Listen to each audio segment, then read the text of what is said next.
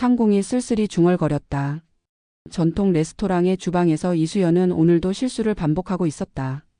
29살의 그녀는 요리학교를 졸업한 지 5년이 넘었지만 여전히 서툴렀다. 칼질은 들쭉날쭉했고 불 조절은 엉망이었다. 동료들의 시선이 따가웠다. 아, 수연이 소리를 지르며 손가락을 빨았다. 또 배인 것이다. 주방장 김 사장이 한숨을 쉬며 다가왔다. 수연아, 이러다가 진짜 해고당해. 손님들 컴플레인 들어오기 시작했어.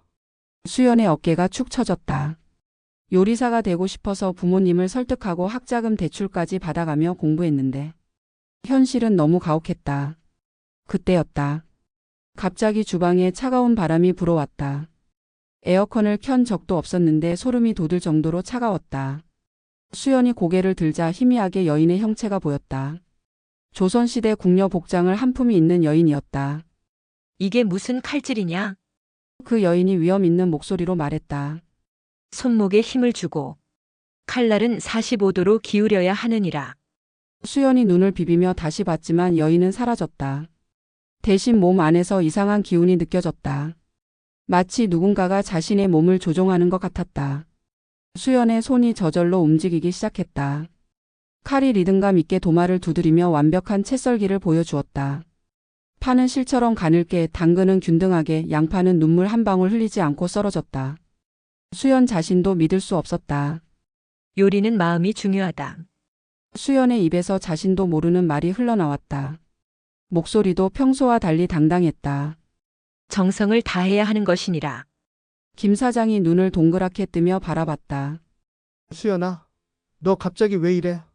그리고 니라는 또 뭐야? 하지만 수연은 이미 정신을 차린 상태였다.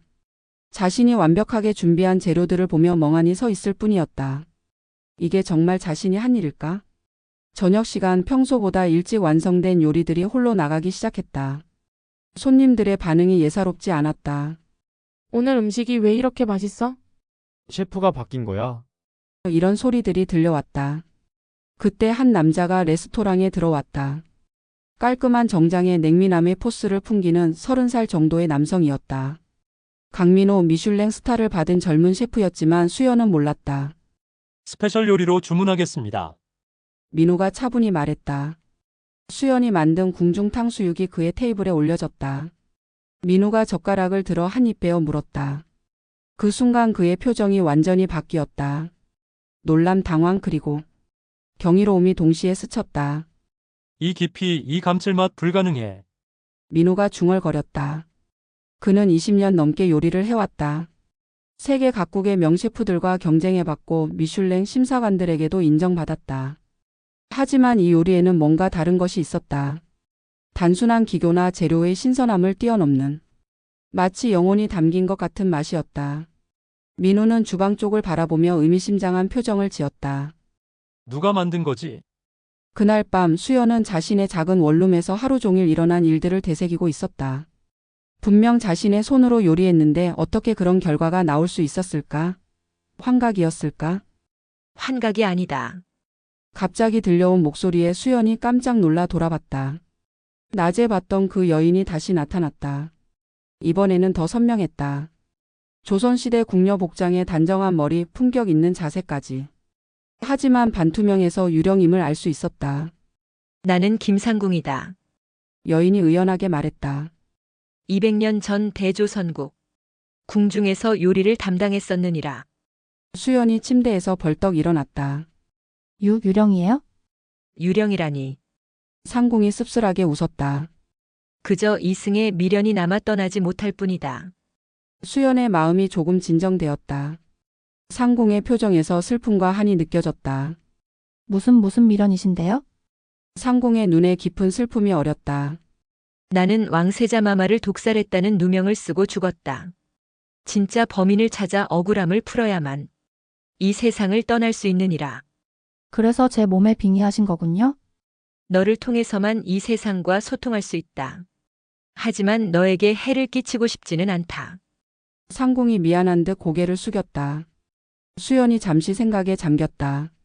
오늘 하루만 봐도 상궁의 도움으로 완전히 다른 사람이 될 수 있었다. 그리고 이 슬픈 여인을 그냥 외면할 수는 없었다. 제가 도와드릴게요. 수연이 결심한 듯 말했다. 대신 요리 좀 가르쳐 주세요. 정말 요리사가 되고 싶거든요. 상궁의 얼굴에 처음으로 따뜻한 미소가 떠올랐다. 그런 셈이로구나.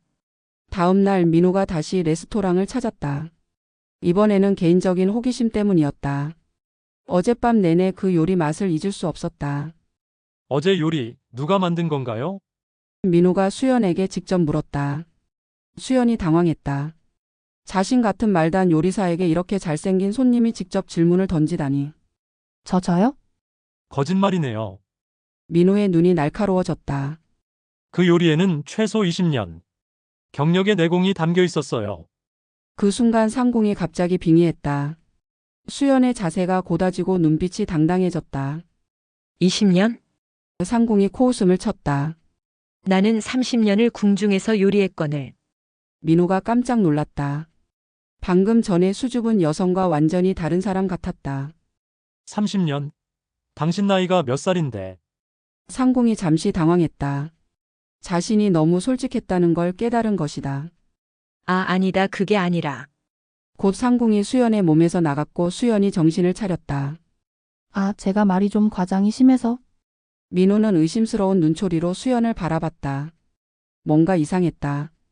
이 여자에게는 분명 비밀이 있었다. 흥미롭네요. 사흘 후 민호가 정식으로 대결을 신청했다.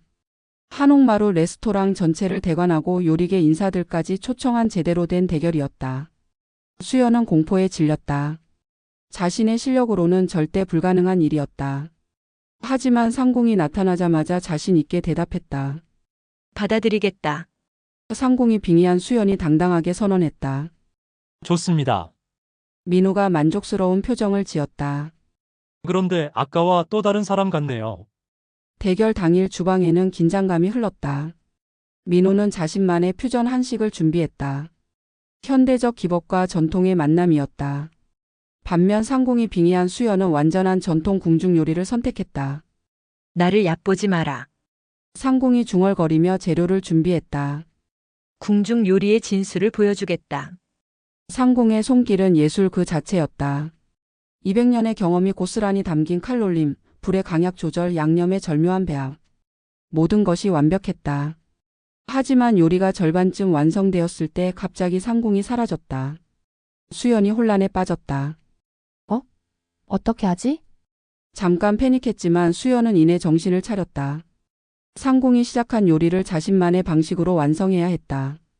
떨리는 손으로 마지막 단계를 진행했다. 완전히 전통적이지는 않았지만 나름대로의 정성을 담았다. 시식 시간이 되었다. 심사위원들이 두 요리를 맛봤다. 민호의 요리는 역시 완벽했다. 기술적으로나 맛으로나 흠잡을 데가 없었다. 하지만 수연의 요리를 맛본 순간 모든 사람들의 표정이 변했다. 뭔가 다른 감동이 있었다. 전통의 깊이와 현대적 감각이 어우러진, 그리고 무엇보다 진심이 담긴 맛이었다. 이것도 대단한데요? 민호가 놀란 표정으로 말했다. 수연이 자신감을 되찾았다. 저도 나름 노력했거든요. 민호의 눈빛이 달라졌다. 처음에는 단순한 호기심이었지만 이제는 진짜 관심이 생겼다. 당신이 궁금해졌어요. 며칠 후 수연과 민호는 처음으로 함께 카페에 앉아 있었다. 데이트라고 하기에는 어색했지만 서로에 대해 알아가는 시간이었다. 요리 말고 다른 취미는 뭐예요? 민호가 물었다. 수연이 수줍게 대답했다. 영화 보는 거요? 특히 로맨스 영화. 그 순간 상궁이 갑자기 빙의했다. 수연의 표정이 180도 바뀌었다. 이 남자는 믿을 수 없다. 상궁이 엄숙한 목소리로 선언했다. 민호가 당황했다. 네. 갑자기 왜? 남자들은 모두 거짓말쟁이다. 특히 잘생긴 남자는 더욱 조심해야 하느니라. 저 뭔가 오해가 있는 것 같은데. 상궁이 계속 이어갔다. 달콤한 말로 여인을 유혹하다가 결국에는 버리고 말 것이다. 수연이 정신을 차렸다. 민호의 당황한 표정을 보고 깜짝 놀랐다. 죄송해요. 제가 왜? 그날 밤 수연이 상궁에게 따졌다. 왜 그랬어요? 민호 씨는 좋은 사람 같은데. 상궁이 서글픈 표정으로 대답했다. 나도 그런 남자를 믿었었다. 설마. 왕세자 마마. 상궁의 목소리가 떨렸다. 그분도 처음에는 진심인 줄 알았다 하지만 결국 정치적 이용만 하고 수연이 상궁의 마음을 이해했다. 언니도 사랑해봤구나. 신분이 다르다는 핑계로 결국 나는 희생양이 되었지. 상궁이 눈물을 글썽였다. 하지만 민우 씨는 달라요? 진짜로 저를 좋아하는 것 같아요? 상궁이 걱정스럽게 고개를 저었다. 조심해라, 사랑은 때로 독이 되기도 한다. 며칠 후 민우가 중요한 발견을 했다. 집에서 할아버지가 남긴 오래된 문서들을 정리하다가 흥미로운 자료를 찾은 것이다. 이것 좀 보세요. 민우가 수연에게 낡은 서류를 보여주었다. 궁중 독살 사건 진상조사서라고 되어 있네요. 수연이 문서를 들여다봤다. 한글과 한자가 섞인 옛 문서였지만 대략적인 내용은 이해할 수 있었다. 그 순간 상궁이 흥분하며 빙의했다. 이것이다. 상궁이 소리쳤다. 내가 찾던 증거. 민우가 이제는 놀라지도 않고 말했다.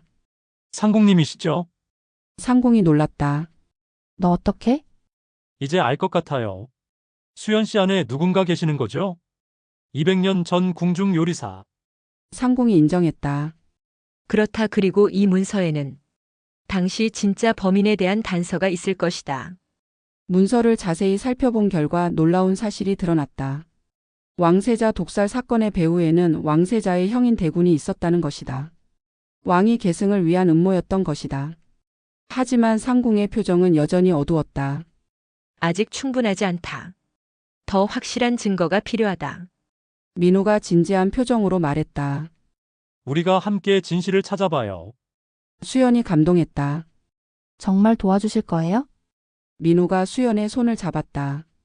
당신이 중요하니까요. 그날 밤 상궁이 혼자 나타나 긴 한숨을 쉬었다. 진실에 가까워질수록 마음 한편이 무거워졌다.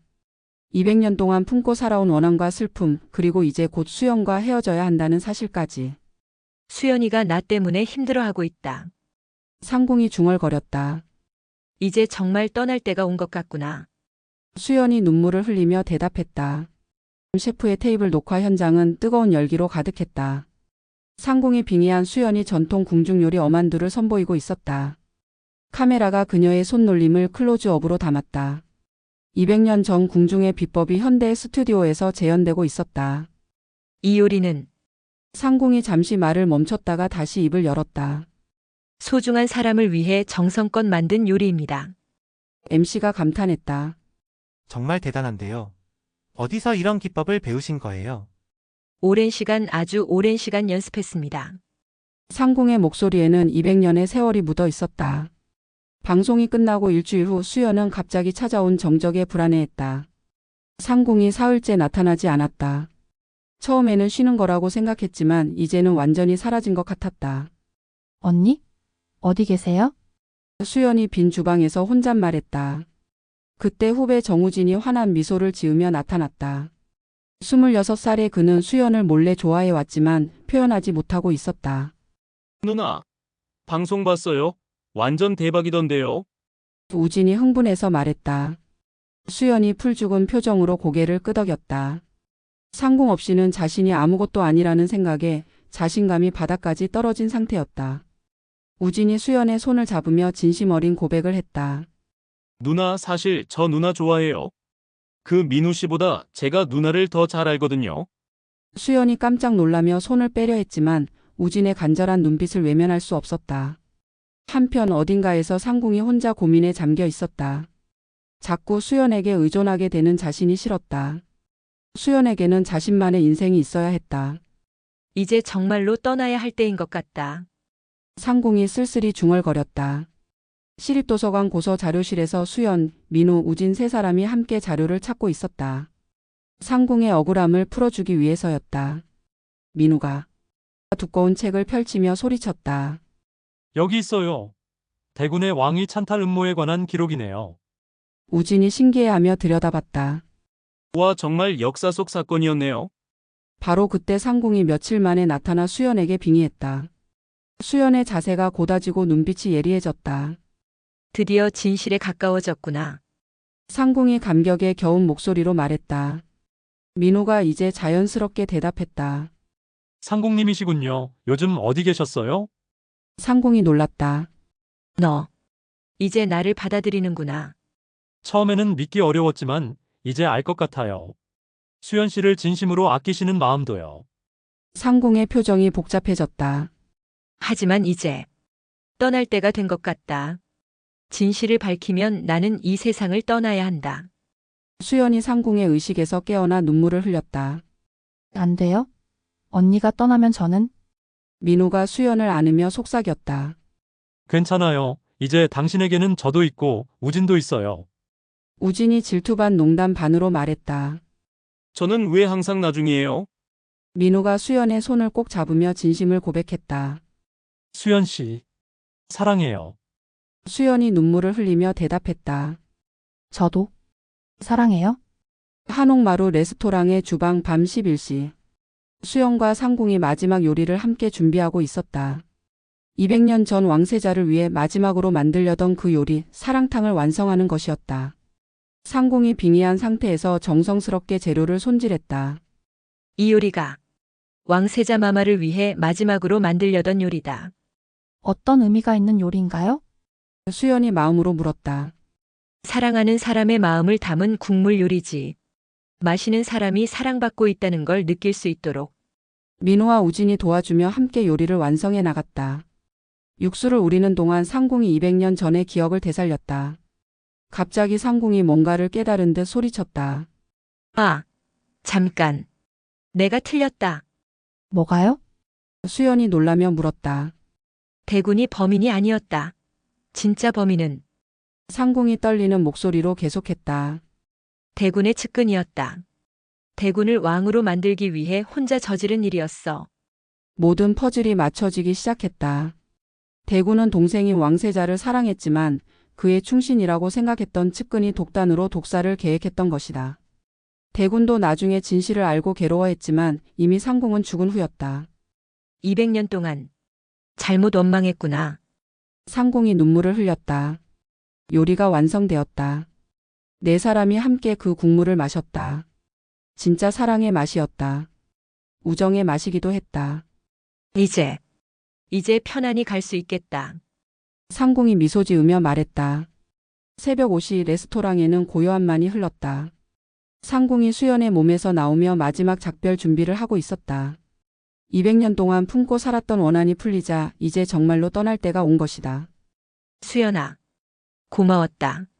상공이 따뜻한 미소를 지었다. 언니 정말 가야 해요? 수연이 눈물을 글썽이며 물었다. 이제 내 할 일은 끝났다. 그리고 너는 이제 혼자서도 충분히 잘할 수 있어. 수연이 고개를 저었다. 전 언니 없이는 아무것도 못해요? 상공이 수연의 이마에 손을 가져다 댔다. 따뜻한 기운이 전해졌다. 내가 너에게 특별한 선물을 남기고 가겠다. 상공이 신비로운 미소를 지었다. 이제 너는 사람의 마음을 읽는 요리를 할 수 있을 거다. 마음을 읽는 요리요? 슬픈 사람에게는 위로를, 기쁜 사람에게는 더 큰 행복을, 외로운 사람에게는 따뜻함을. 그런 요리 말이다. 상공의 모습이 점점 투명해지기 시작했다. 마지막 순간이 다가오고 있었다. 잘 살아라 그리고 많이 사랑받아라. 상공이 마지막 인사를 건넸다. 언니 사랑해요. 정말 고마웠어요? 수연이 울먹이며 대답했다. 상공이 완전히 사라진 후 수연은 한참 동안 그 자리에 서 있었다. 슬프지만 동시에 뿌듯했다. 상공이 편안히 떠날 수 있게 도와줬다는 생각에 마음이 따뜻해졌다. 한 달 후 수연은 완전히 달라져 있었다. 자신감 넘치게 주방을 지휘하고 손님들의 마음을 읽어 그들에게 꼭 필요한 요리를 만들어주고 있었다. 상공의 마지막 선물이 현실이 된 것이다. 앞으로 계획이 뭐예요? 민호가 물었다. 제 레스토랑을 열고 싶어요? 수연이 환하게 웃으며 대답했다. 상공의 부엌이라고 이름 지을 거예요? 민호가 수연의 손을 잡았다. 함께하면 안 될까요? 수연이 행복한 미소를 지었다. 물론이죠. 1년 후 강남의 한 모퉁이의 상공의 부엌이라는 아담한 레스토랑이 문을 열었다. 수연이 셰프가 되어 당당하게 주방을 이끌고 있었다. 그녀의 요리에는 특별한 힘이 있었다. 먹는 사람의 마음을 위로하고 치유하는 마법 같은 힘이. 우진아, 이번 테이블 위로에 수프 하나? 수연이 능숙하게 주방을 지휘했다. 네, 셰프님. 우진이 밝게 대답했다. 그는 수연에 대한 마음을 정리하고 이제는 최고의 동료이자 친구가 되어 있었다. 저녁 시간 레스토랑은 항상 만석이었다. 입소문으로 유명해진 이곳에는 상처받은 사람, 외로운 사람, 사랑에 빠진 사람들이 찾아와 수연의 요리로 마음의 평화를 얻어갔다. 민우가 정장 차림으로 들어와 수연에게 다가갔다. 손에는 작은 상자를 들고 있었다. 사장님, 오늘도 대박이네요. 민우가 애정 어린 눈빛으로 말했다. 상궁 언니 덕분이에요?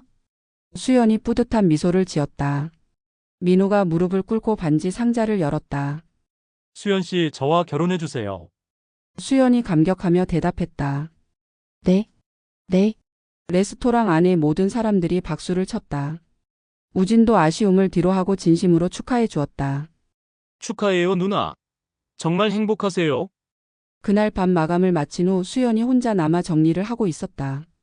조용한 주방에서 그녀는 상궁을 그리워했다. 언니? 잘 살고 있어요? 언니 덕분에 이렇게 행복해졌어요? 수연이 혼잣말로 중얼거렸다.